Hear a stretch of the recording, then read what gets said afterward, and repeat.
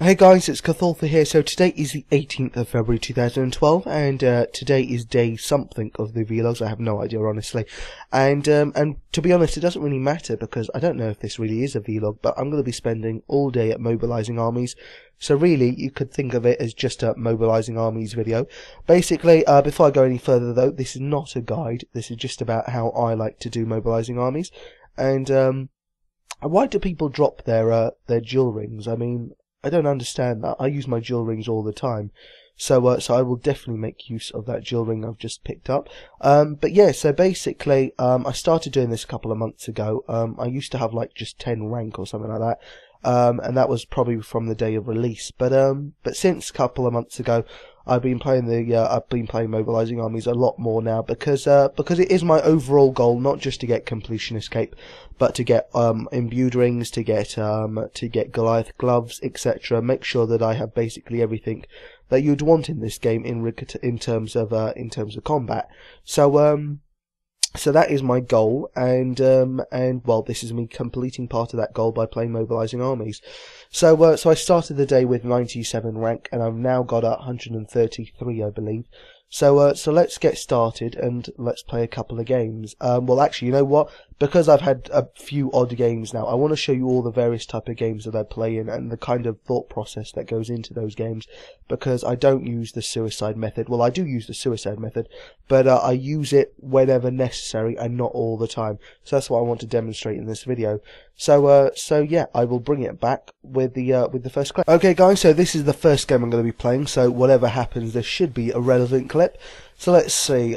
First thing I do when I start a game is I have a look at my opposition. So firstly I've got dwarves, light dwarves, which means they are no problem whatsoever.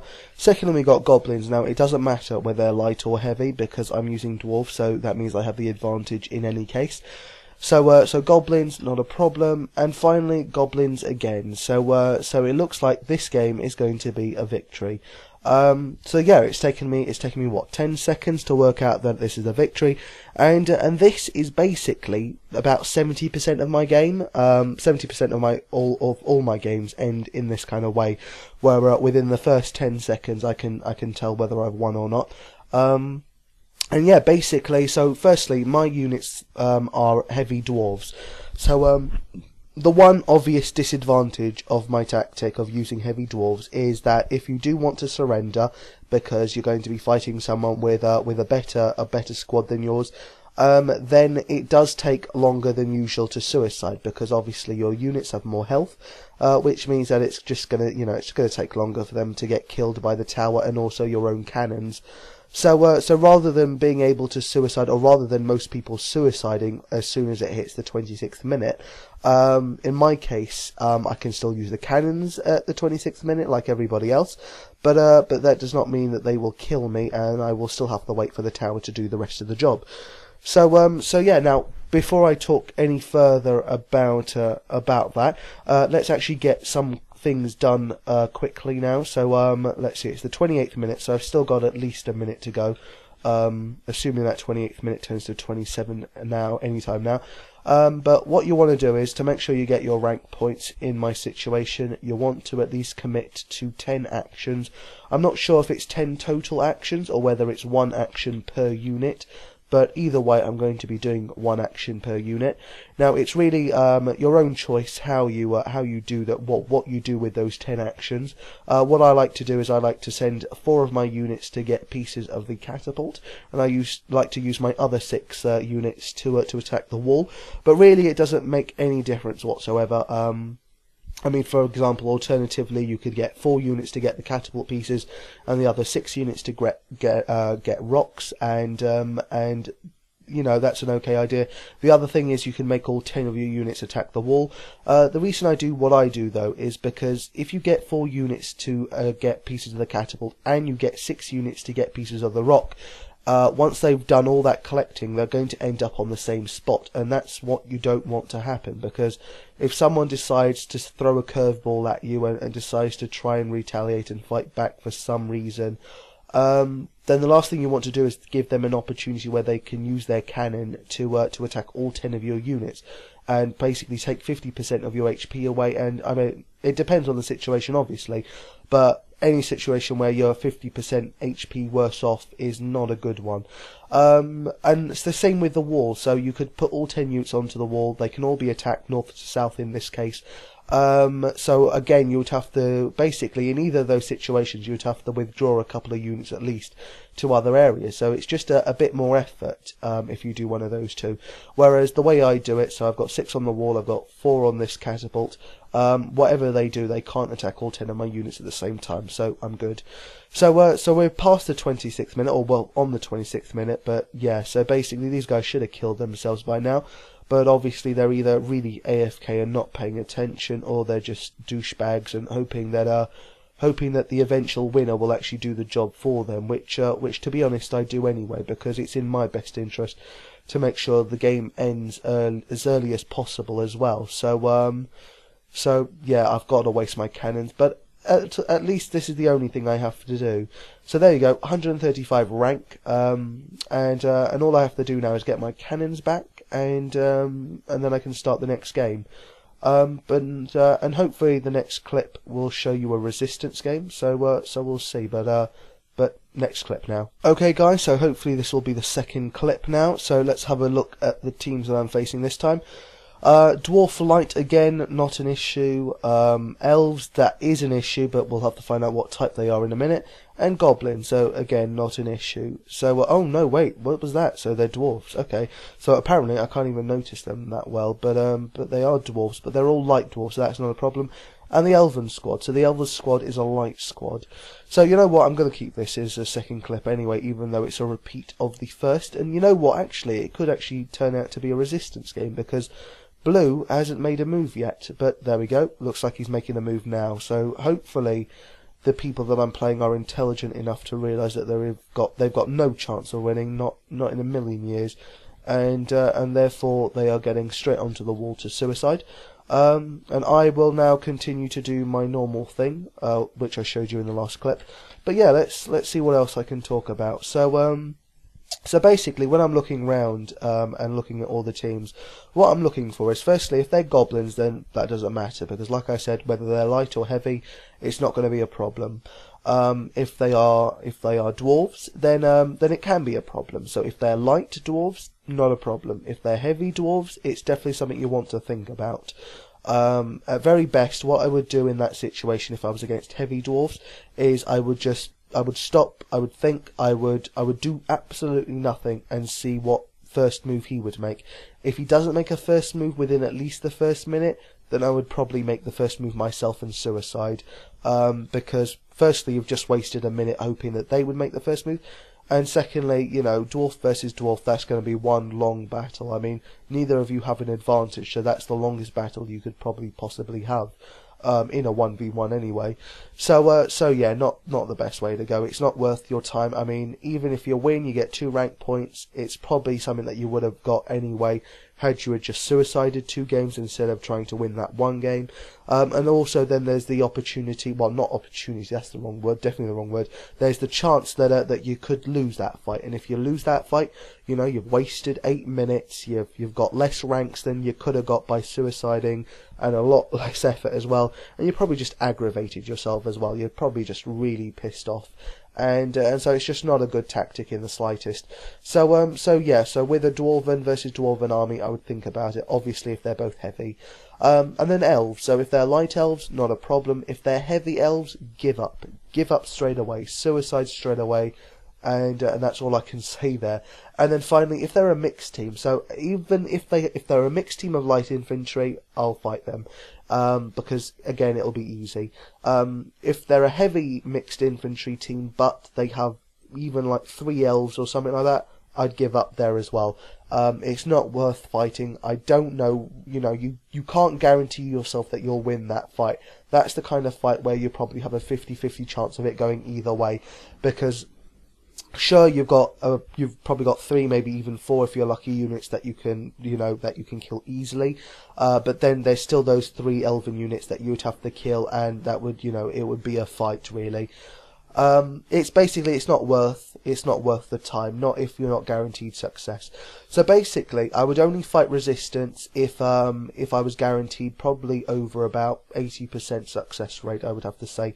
In fact, probably more than that, and that's probably the situation in most cases anyway, that you're either in a situation where it's not worth fighting, or that your chances of winning are extremely high. So, for example, against light infantry.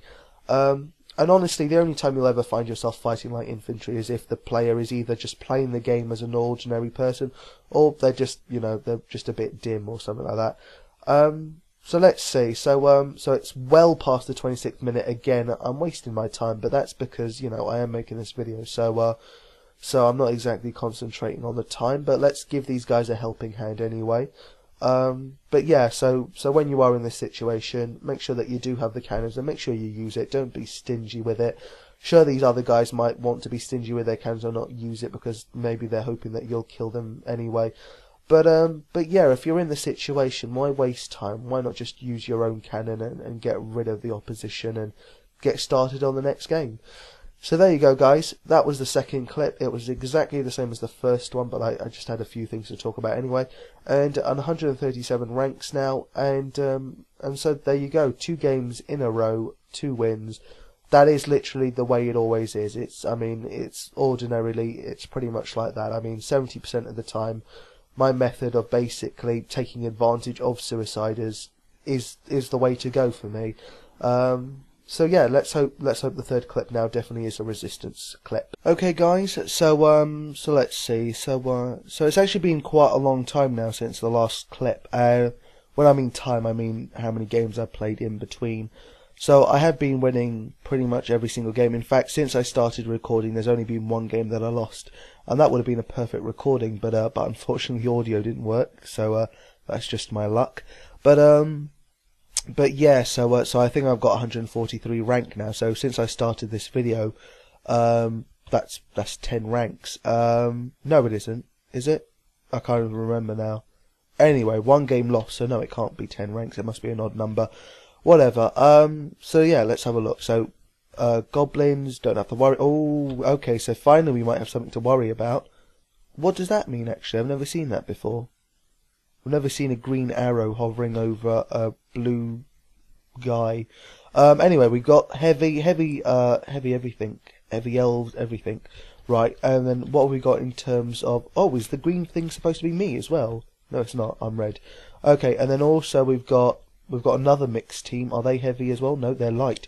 Anyway, guys, this is the perfect game now. So, basically, this is the type of game where I will definitely be suiciding for the first time finally, and that is because my opponent is an opponent that there is a very large chance I will not be able to beat.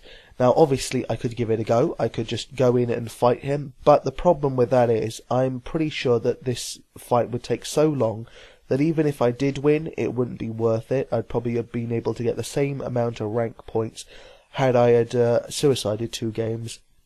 Rather than trying to fight him and trying to win. And then of course there's the fact that you might end up losing, and in that case you spent twice the amount of time for a single rank point, and that's the last thing you want. And not only is that just is that annoying, but it's really frustrating to the extent that you'd probably be pretty pissed off that you lost the game. Especially when you're the type of person that I am. I get quite easily frustrated when I lose, so that is why I always play to win. And yeah, honestly, it would get onto my nerves if I lost the game, if I tried to win and ended up losing, and because yeah, so it's not just a loss, but it's the fact that you wasted your time, that you didn't get anything out of it whatsoever, and yeah, it's just overall it's a bad experience. So that's why you want to be able to tell when to fight and when to surrender, and this is definitely the time to surrender. So I don't know if I've already mentioned this, but one of the reasons I will surrender this fight is simply because they have elves on their team. So they've got at least, I can see 3, no, 4, no, it's 3. Okay, it's 3 because I just realised that it's there's at least 2. Oh god, I can't even tell anymore because of all that cannon fighting. But now it seems like it's just 2 elves on Blue's team, but I'm pretty sure they started with 2. Okay, now I see 4. Okay, so this is actually pretty hard to read. But anyway, now I definitely know there are 4 elves on the blue team, and that's more enough. That's more than they need to decimate my team. By the time I've killed, by the time I've killed their 4 elves, my team is probably going to be down 6, 7 units, probably more than that even. And I can't win with just 3 units. At least that's how I imagine it being. And basically, I mean, even if there was the faintest chance that I could win, it's not worth it. It's just, it's not worth the risk. So yeah, but of course, unfortunately, with resistance, with surrender, comes the fact that it will still take, unfortunately, time to kill yourself, because like I said earlier in the video, you've got more hit points. It takes longer to suicide. I would love it if Blue actually tried to help me out here and tried to start killing me. Obviously, they wouldn't be thinking of it as helping me out. They'd be doing it to just, to speed up their own victory. But I could certainly do with that help.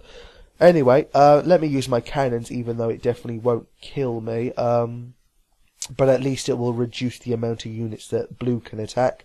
So Blue doesn't waste his attacks, because so often do I see, people attacking me and then just zoning out, and once they've killed my target, they're just, they're AFK and their units are not doing anything, and, I'm having to wait for them to kill me, or wait for the tower to kill me, so it's just a horrible situation to be in.